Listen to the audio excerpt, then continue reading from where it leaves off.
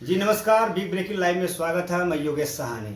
अभी एक ऐसे आर्टिस्ट मिलने जा रहा हूं जो character artist, dancer, A to Z करते रहा बंदा।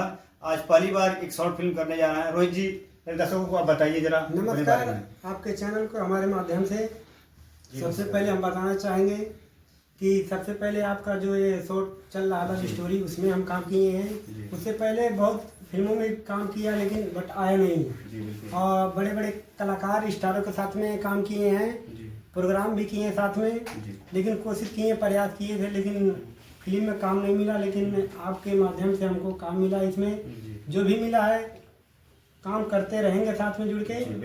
और इससे आपके माता पिता क्या खुश हैं? हमारे माता पिता खुश हैं। आपके साथ में रहेंगे, जुड़ के काम करेंगे तो सब लोग परिवार सब कुछ खुश रहेंगे और साथ में काम करेंगे। और कलाकारों से क्या कहना चाहेंगे?